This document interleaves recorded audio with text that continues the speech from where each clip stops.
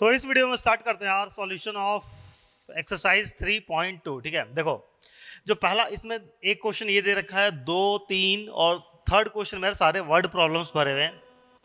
तो जो question number 1 है यार, इसमें हमें सारे क्वेश्चन को सब्स्टिट्यूशन मेथड से करना है। ठीक है, तो तुम देखो अगर तुम्हें कॉन्सेप्ट समझ में आ गया यार तो तुम ये वीडियो को स्किप कर सकते हो। सारा स्पेशल कुछ भी नहीं है, एक इक्वेशन में से x का या y का वैल्यू निकालो, दूसरे में उठा के पुट कर दो, एकदम आराम से बन जाता है। ठीक है, ये जो सेकंड वाला क्वेश्चन है हमारा, सेकंड नहीं ये थर्ड वाला, तुम इसमें देना ध्यान देना, इसमें वही होगा LHS RHS मैच कर जाएगा। तो इसमें वही लिख देना, जब मैच कर जाएगा तो both equation are this happens because both equation are identical. ठीक है, चलो हम लोग स्टार्ट करते हैं एक एक क्वेश्चन करके।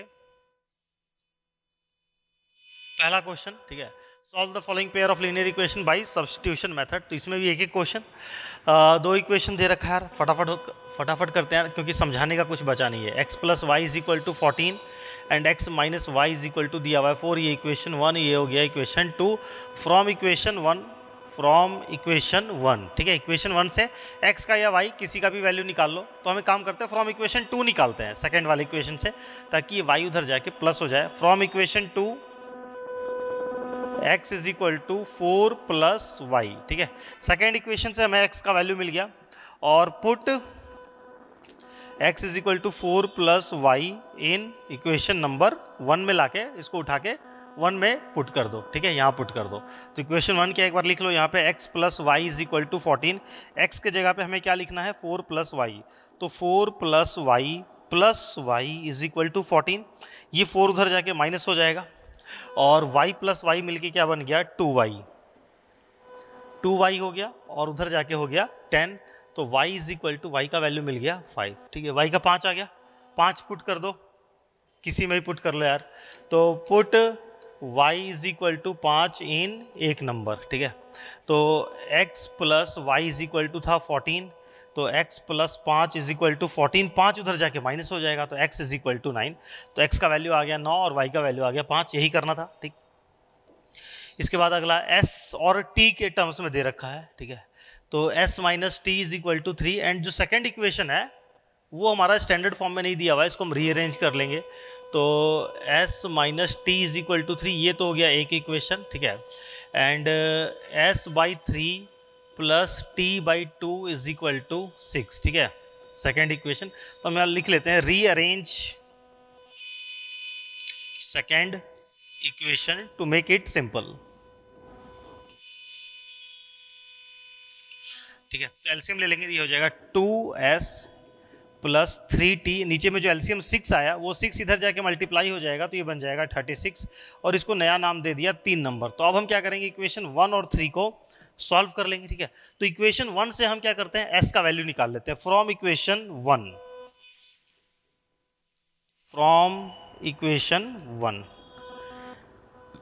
s का वैल्यू क्या आ जाएगा, t उधर जाके प्लस हो जाएगा, s = t + 3, s का वैल्यू मिल गया और पुट s =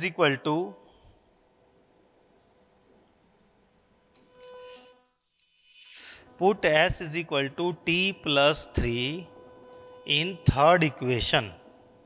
ठीक है, तो थर्ड इक्वेशन है हमारा 2s + 3t = 36। s के प्लेस पे हम लिख देते हैं 2, s के प्लेस पे आ जाएगा t + 3 + 3t = 36।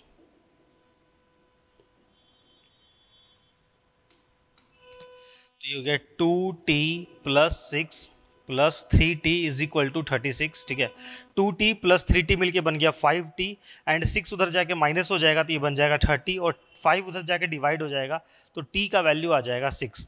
तो अब हमें t का वैल्यू मिल गया 6, t का वैल्यू उठा के यहाँ पे पुट कर दो, तो 6 + 3 put t = 6 in third equation. ठीक है, थर्ड इक्वेशन क्या है, 2s + 3t = 36। तो 2s + 3 × 6 = 36। तो 2s + 6 18 = 36। 18 उधर जाके माइनस हो जाएगा, तो 2s = 36 - 18, 2s = कितना आ जाएगा, 36 में से 18 गया 18, 2 उधर जाके डिवाइड होगा, s = 9। s का वैल्यू 9 आ गया और t का वैल्यू 6 आ गया। आगे बढ़ो, बढ़ जाओ आगे, देखो नेक्स्ट हो 3, हाँ देखो इस वाले में तुम देखो दोनों इक्वेशन आइडेंटिकल दे रखा है। अगर हम यहाँ से 3 कॉमन निकाल के कैंसिल कर दे दोनों साइड तो दोनों इक्वेशन सेम बन जाएगा। ठीक है, तो अगर ये चीज़ तुम स्टार्टिंग में ही ऑब्जर्व कर लेते हो तो तुम दिखा सकते हो कि सेकेंड वाले इक्वेशन को 3x minus y is equal to 3, ये हमारा हो गया first equation, and 9x minus 3y is equal to 9 जो सेकेंड इक्वेशन था। ठीक है, तो सेकेंड इक्वेशन में से 3 कॉमन निकल जा रहा है तो हम इसको लिख सकते हैं 3x minus y is equal to 9, और 3x minus y is equal to 3 उधर जाके डिवाइड होगा 9/3, तो ये कट गया 3x minus y is equal to 3 आ गया। ठीक है, तो पहला इक्वेशन और दूसरा इक्वेशन दोनों ही क्या हो गया, आइडेंटिकल हो गया। ठीक है, we observed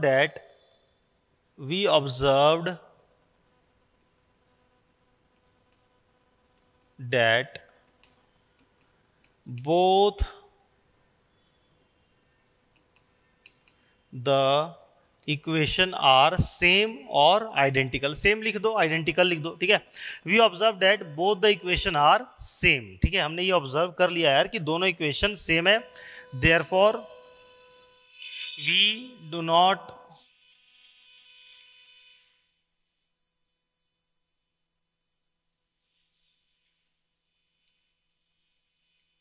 find any specific or particular value of x and y because there are infinite many values possible। ठीक है ना, जब ये वाला केस हो जाए दोनों आइडेंटिकल हो गया तो फिर वहां पे वैल्यू फाइंड करना पॉसिबल नहीं हो पाता। फिर वहां पे वैल्यू अगर फाइंड करने की बात हो तो हिट एंड ट्रायल से फाइंड करना होता है कि अगर x की जगह पे 1 पुट कर दिए तो उसके कॉरस्पॉन्डिंग y मिल जाएगा, फिर x की जगह पे 2 पुट कर दो उसके कॉरस्पॉन्डिंग y का कुछ और वैल्यू मिल जाएगा। ठीक है ना, इसके बाद देखो नेक्स्ट फोर्थ क्वेश्चन, देखो डेसिमल के फॉर्म में दे रखा है। हम चाहें तो या तो डेसिमल के फॉर्म में ही इस क्वेश्चन को सॉल्व कर दें, लेकिन अगर हम चाहें तो पहले डेसिमल हटा लो ताकि इक्वेशन हमारा सिंपल हो जाए, नीट एंड क्लीन, तो मिस्टेक होने के चांसेस नहीं रहेंगे। ठीक है, तो हम क्या करते हैं, 2 इक्वेशन दे रखा है, तो हमने देखा कि यहाँ भी एक डेसिमल के बाद एक डिजिट है, यहाँ भी डेसिमल के बाद एक डिजिट, यहाँ भी डेसिमल के बाद एक डिजिट, यहाँ भी पूरे इक्वेशन में डेसिमल के बाद एक डिजिट है। तो अगर हम 10 से मल्टीप्लाई कर दें तो ये डेसिमल खत्म हो जाएगा। ठीक है, write both equation by multiplying with 10 से मल्टीप्लाई करके ही हम डायरेक्ट लिख ले रहे हैं। ठीक है, तो 10 से मल्टीप्लाई करके लिखेंगे, या तो एक तरीका था पहले दोनों इक्वेशन लिख लेते, इक्वेशन 1 2, फिर लिखते मल्टीप्लाई बोथ इक्वेशन बाई 10, तो हमने थोड़ा सा एक स्टेप यहाँ पे अपना बचा लिया। ये हो गया 2x plus 3y is equal to 13। ठीक है, और इसको नाम दे दिया इक्वेशन 1, और वो हो गया 4x plus 5y is equal to 23, और ये हो गया हमारा सेकेंड इक्वेशन। ठीक है, अब तुम किसी एक इक्वेशन में से फ्रॉम इक्वेशन 1, ठीक है, x का वैल्यू ऑब्टेन कर लो, from equation 1 obtain value of x। ठीक है, तो ये आ जाएगा 2x plus 3y is equal to 13 है। ठीक है, तो 2x is equal to 13 minus 3y हो गया, 2 उधर जाके डिवाइड हो जाएगा, x is equal to 13 minus 3y upon 2, हमें x का वैल्यू मिल गया। ठीक, अब उठा के भाई सेम कहानी यार बार बार रिपीट हो रही है, put x is equal to 13 minus 3y upon 2 in second equation. ठीक है, तो सेकेंड इक्वेशन है हमारा 4x plus 5y is equal to 23, तो यहाँ पे तुम लिख दो x के प्लेस में 4, x के प्लेस पे आ जाएगा 13 minus 3y upon 2 plus 5y is equal to 23। अब इसको जैसे सॉल्व किया जाता है सॉल्व कर लो।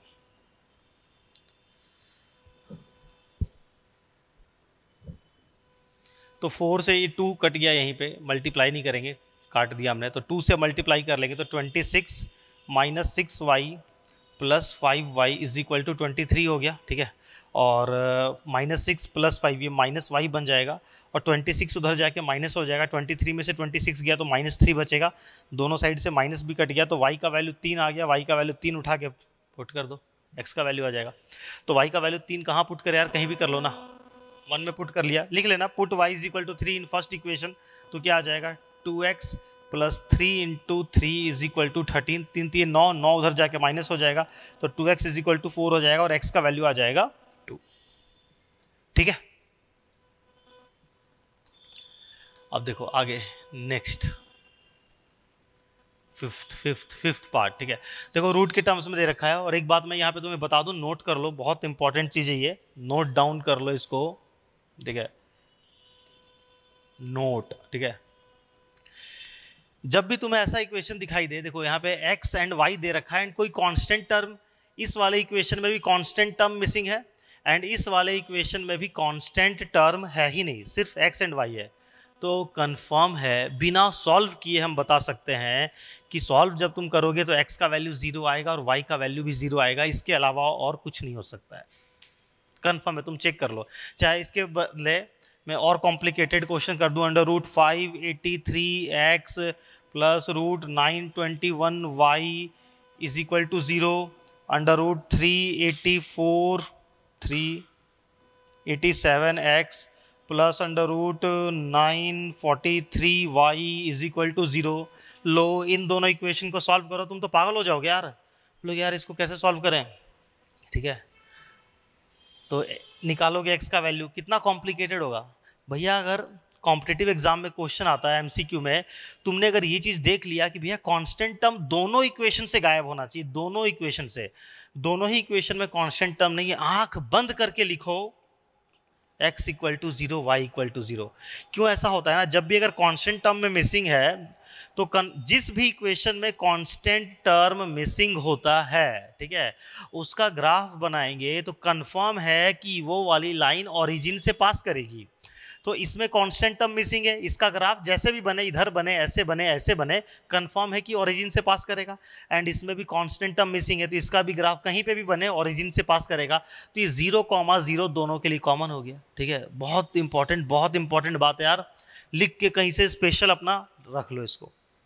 ठीक है, तो ये तो हो गया यार, अगर तुम्हें ये सीक्रेट बात पता है तो तुमने तुरंत कर दिया। अदरवाइज अगर एग्जाम में क्वेश्चन आता है तो भैया तुम्हें ये नहीं चलेगा, तुम्हें तो करके दिखाना पड़ेगा। ठीक है, तो हम करके भी दिखा देते हैं, हमें दोनों तरीका आता है। √2x plus √3y is equal to 0 and √3x minus √8y is equal to 0। इसको बोला इक्वेशन 1, इसको बोला इक्वेशन 2। ठीक है, और फ्रॉम इक्वेशन 1, ठीक है, √2x plus √3y is equal to 0, √2x is equal to minus √3y हो गया और x का वैल्यू हो जाएगा माइनस √3 बाई √2y। हमने x का वैल्यू निकाल लिया, तो फर्स्ट इक्वेशन से x का वैल्यू आ गया। ठीक है, अब put x is equal to minus √3 by √2y in equation 2। ठीक है, तो सेकेंड इक्वेशन है हमारा √3x minus √8y is equal to 0। ठीक है, तो √3x के जगह पे हम क्या लिखेंगे, minus √3 by √2y minus √8y is equal to 0। अब तुम सॉल्व करो इसको, तो √3 इंटू √3, 3 बन गया तो माइनस 3 बाई √2y। ठीक है, और माइनस √8y हो गया इज इक्वल टू 0। ठीक है, अब देखो क्या होगा, y कॉमन आ गया, y हमने पूरे में कॉमन ले लिया, तो क्या बचा, माइनस 3 अपॉन √2 माइनस 1, ये माइनस √8 इज इक्वल टू 0। तो y is equal to minus 3 minus √8 into √2 multiply होगा, √16 बन जाएगा। ठीक है, बाई √2 इज इक्वल टू 0। ठीक है, फिर y इक्वल टू 0 इंटू √2, क्या हो गया, 0 इंटू √2 ऊपर चला गया और ये पूरा नंबर माइनस 3 माइनस √16 नीचे आ जाएगा। अब तुम देखो 0 से मल्टीप्लाई होगा तो ये पूरे का वैल्यू क्या हो जाएगा, 0 हो गया ना, तो y का वैल्यू क्या आ गया, y का वैल्यू आ गया ना 0। तो ये चीज़ हमने स्टार्टिंग में ही नोट कर ली थी कि y का वैल्यू 0 आएगा। अब जब y का वैल्यू 0 आ गया, ठीक है, तो अब तुम देखो यहाँ पे y का वैल्यू तुम दो इक्वेशन है किसी में भी पुट कर दो। मान लो हम y के यहाँ पे 0 पुट करते हैं, चाहे यहाँ पे 0 पुट कर दो, √3 बाई √2 इंटू 0, तो ये पूरा वैल्यू 0 हो जाएगा, x का भी वैल्यू 0 हो जाएगा। तो हम यहाँ पे ऐसे लिख लो, put y is equal to 0 in, चाहे तुम 1 2 था, इसको 3 नंबर नाम दे दो। जब तुम इस तरीके से निकालोगे ना x का वैल्यू, तो इसको 3 नंबर दे दिया करो ताकि तुम्हारा काम इजी हो जाए। Put y is equal to 0 in equation number 3, हम यहीं पे सीधा सीधा पुट कर दें। तो x is equal to -√3 by √2 into 0 हो गया। तो 0 से मल्टीप्लाई होगा तो ये पूरा क्या हो जाएगा, x इज इक्वल टू 0। तो x का वैल्यू भी क्या आ गया, 0। ठीक है, तो बहुत इंपॉर्टेंट चीज़ है यार, इस वीडियो में बहुत इंपॉर्टेंट बात मैंने बताई, इसको लिख लेना यार कहीं पे भी। अभी पढ़ते वक्त फ्लो में तो चलो याद रहेगा, बाद में यार दिमाग से स्किप कर जाएगा, ठीक है ना। तो ये बहुत इंपॉर्टेंट है। एंड जो भी यार स्कॉलरशिप टेस्ट वगैरह वगैरह होता है, तो उसमें कहीं ना कहीं ये क्वेश्चन पूछ दिया जाता है कि चेक करने के लिए भी, अगर कोई बच्चा इसको सॉल्व करके बना रहा है तो ऑब्वियसली देखो कितना टाइम लग गया। और जिसको पता है और मान लो एमसीक्यू में क्वेश्चन था, तो भैया हमें सॉल्व करने की जरूरत है क्या, बताओ। डायरेक्ट तो हम बोल सकते थे x equal to 0 y equal to 0, कितना तुम्हारा टाइम वहां पे सेव हो जाता। ठीक है, तो ये चेक किया जाता है। अगर जैसे जिस बच्चे को ये पता है कि direct x equal to 0 y equal to 0, यानी इसका मतलब उस बच्चे को इन डेप्थ नॉलेज है। और जो बच्चा इसको सॉल्व करके देख रहा है, मतलब उसको प्रोसीजरल नॉलेज तो है, वो बच्चा मेहनत करने वाला है। ठीक है, सिर्फ मेहनत करना जानता है। और जहां जहां ट्रिक्स अवेलेबल है, उस बच्चे को ट्रिक्स नहीं पता है। ठीक है, ये चक्कर है। तो अगर कोई कॉम्पिटिटिव एग्जाम में, चाहे कोई भी बड़े इंस्टीट्यूट वाले जो स्कॉलरशिप टेस्ट लेते हैं क्लास 11th के एडमिशन के लिए, वहाँ ये टेस्ट दिया गया और बच्चा इसको डायरेक्ट सॉल्व कर रहा है, तो इसका मतलब बच्चे को डेप्थ नॉलेज है यार। ठीक है, देखो, क्योंकि यार जनरल तरीका तो सबको पता होता है, जनरल तो सब बना देगा। ठीक है, तो जो स्कॉलरशिप मिलती है, डिस्काउंट किसको मिलेगा, उसी को ना जिसको कुछ एक्स्ट्रा नॉलेज है। अब देखो, ये वाला दोनों ही इक्वेशन बहुत टेढ़े मेढ़े से दे रखे हैं, हम इसको रीअरेंज कर लेंगे, या कोई जरूरत नहीं है, बिना रीअरेंज किए भी हम बना सकते हैं। हमारा मकसद तो क्या है, एक इक्वेशन में से x का वैल्यू निकालो या y का, और दूसरे में ले जाके पुट कर दो। तो उसके लिए हम बिना रीअरेंज किए भी काम कर सकते हैं, लेकिन यार हम चाहते हैं थोड़ा काम नीट एंड क्लीन हो, तो हम रीअरेंज कर लेते हैं। राइट बोथ द इक्वेशन, हम ऐसे लिख लेंगे, राइट बोथ द, नहीं कोई कमांड नहीं दे रहा, हम लोग रीअरेंज करके लिख रहे हैं। We will write both the equation by rearranging to make it simple. ठीक है, write both the equation by rearranging, चाहे सिंप्लीफाइंग करके लिख लो ना। तो 3 3 जा, ये क्या हो गया, 9x माइनस 5 2 जा 10y by 6 is equal to -2, और ये 6 उधर जाके मल्टीप्लाई हो जाएगा, तो 9x minus 10y is equal to -12 आ गया। ये हमारा बन गया एक इक्वेशन। ठीक है, और ये हो जाएगा 2x plus 3y upon 6 is equal to 13/6। तो ये 6 तो यहीं कट के खत्म हो गया, तो 2x plus 3y is equal to 13, ये आ गया हमारा सेकेंड इक्वेशन। ये आ गया हमारा सेकेंड इक्वेशन। ठीक है, तो अब देखो, फ्रॉम इक्वेशन 1, फिर वही काम, फ्रॉम इक्वेशन 1। ठीक है, 9x minus 10y is equal to -12। ठीक है, तो 9x is equal to 10y उठ के उधर चला गया, प्लस हो जाएगा 10y माइनस 12, और x is equal to 10y minus 12 upon 9। ये आ गया x का वैल्यू फ्रॉम फर्स्ट इक्वेशन। ठीक है, तो अब आगे जब हमें फिर y का वैल्यू मिल जाता है, x का फाइंड करना रहता है, तो हम सीधे यहीं ला के पुट कर देंगे ना। तो इसको भी कुछ नाम दे दो, इसको नाम दे दो इक्वेशन नंबर 3, ताकि हम इसका भी बाद में यूज़ कर लें। ठीक है, अब लिखो, put x is equal to 10y minus 12 upon 9 in equation number 2। ठीक है, तो सेकेंड इक्वेशन हमारा 2x plus 3y is equal to 13, तो 2x के जगह पे आ गया 10y minus 12 upon 9 plus 3y is equal to 13।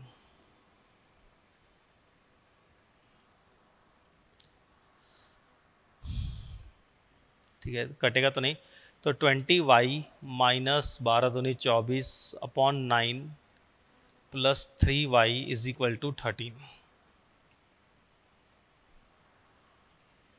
ठीक है, फिर हो गया 20y minus 24, 9 3 27 plus 27y upon 9 is equal to 13। 20y plus 27y, ये हो गया 47y माइनस 24। ठीक है, 9 उधर जाके मल्टीप्लाई हो जाएगा, 13 इंटू 9। ठीक है, तो 47y इक्वल टू 13 इंटू 9 130 में 17 117, ठीक है। और ये 24 उधर जाके प्लस हो गया, प्लस 24। तो y इज इक्वल टू 117 और 7 4 11, 11 12 13 और 1 14, 141 हो गया। और ये 47 उधर जाके डिवाइड होगा। तो 50 दिए 150, 53 जा 150, यहाँ पे 3 कम है, यहाँ 9 कम है, तो क्लियर कट हमें दिख रहा है कि 3 बार में कट जाएगा। तो y is equal to 9, y का वैल्यू मिल गया 9, और y का वैल्यू 9 को तुम सीधे लाके यहां पुट कर दो यार, ठीक है। तो put y is equal to 9 in third number, ठीक है। तो x का वैल्यू आ जाएगा 10y माइनस 12/9, ठीक है। तो x is equal to 10 into 9 minus 12/9, 90 में से 12 चला गया,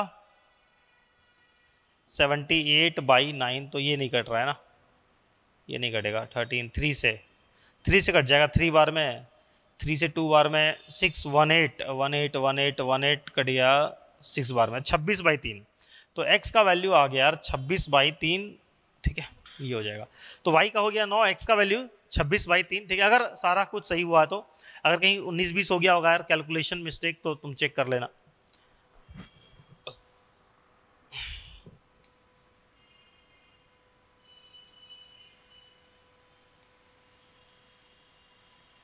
तो इसी के साथ यार जो इस टाइप के क्वेश्चन थे, ये वाला हमारा क्वेश्चन कंप्लीट हो गया।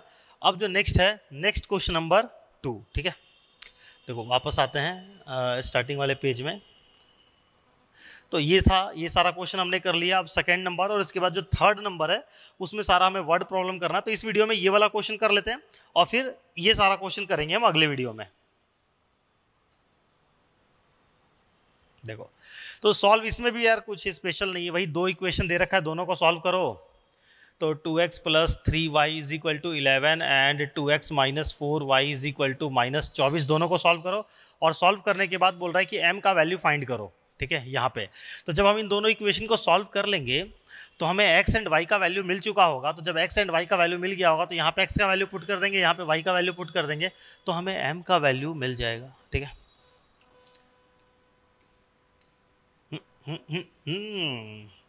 तो देखो इक्वेशन 1 हो गया, 2 हो गया। फ्रॉम इक्वेशन 1 से हम क्या करते हैं, 2x इज इक्वल टू क्या हो जाएगा, 11 माइनस 3y हो गया, और x is equal to 11 minus 3y upon 2 हो गया, ठीक है। ये x का वैल्यू मिल गया। x के वैल्यू को हम ले जाके सेकंड इक्वेशन में पुट करें। लिखने वाला काम नहीं कर रहे, लिखने वाला काम तुम लोग कर लेना, ठीक है। सीधे 2x की जगह पे लिख रहे हैं 11 माइनस 3y अपॉन 2, ठीक है, minus 4y is equal to minus 24, ठीक है। 2 कट गया, 11 minus 3y minus 4y is equal to minus 24, ठीक है। 11 24 इधर आके प्लस हो जाएगा, plus 24 minus 3 minus 4 minus 7y हो गया, माइनस 7y उधर जाके प्लस बन जाएगा, प्लस 7y, ठीक है। तो 24 और 11 4 35 बन जाएगा, 7y इज इक्वल टू 35 हो गया। 7 उधर जाके डिवाइड होगा तो y का वैल्यू आ जाएगा, y का वैल्यू आ गया 5। जब y का वैल्यू हमें 5 मिल गया तो y का वैल्यू हम 5 यहाँ पे पुट कर देंगे, ठीक है। तो x का वैल्यू हमें मिल जाएगा, x का वैल्यू कितना आ जाएगा, 11 माइनस 3 इंटू 5 बाई 2। तो 11 माइनस 3 बचे 15/2, ठीक है। तो 11 में से 15 चला जाएगा तो क्या बचेगा, x इज 11 में से 15 क्या, माइनस 4 बाई 2। तो x का वैल्यू आ गया -2, x का वैल्यू -2 और y का वैल्यू 5, ठीक है। हमें x का वैल्यू और y का वैल्यू मिल गया। तो अब बोल रहा है ये खोजो, m का वैल्यू खोजो। तो y is equal to mx plus 3 है, y का वैल्यू क्या आया था यार 5, तो y की जगह हमने लिख दिया 5। x का वैल्यू कितना आया था, -2, x का वैल्यू था -2, x की जगह पे हमने लिख दिया -2 प्लस 3। अब तुम इसको सॉल्व कर लो यार। देखो यहाँ से तुम्हें m का वैल्यू मिल जाएगा, 5 is equal to -2m plus 3 हो गया, 3 इधर आके माइनस हो जाएगा, तो 5 minus 3 2 is equal to -2m हो गया, और 2 by -2 is equal to m। तो m का वैल्यू क्या आ गया, -1, m का वैल्यू -1 हो जाएगा। बहुत सिंपल था, ठीक है। तो अब बस इस वीडियो में इतना ही। अब जो बच गया वर्ड प्रॉब्लम, ये सारा वर्ड प्रॉब्लम 6 वर्ड प्रॉब्लम है, इसको हम लोग सॉल्व करते हैं नेक्स्ट वीडियो में। अब देखो नेक्स्ट वीडियो में पूरा होगा कि उसको भी 2 पार्ट में ब्रेक कर देंगे, ठीक है। तो इसके साथ हमारा फिर सेकंड एक्सरसाइज कंप्लीट हो जाएगा। इस वीडियो में इतना।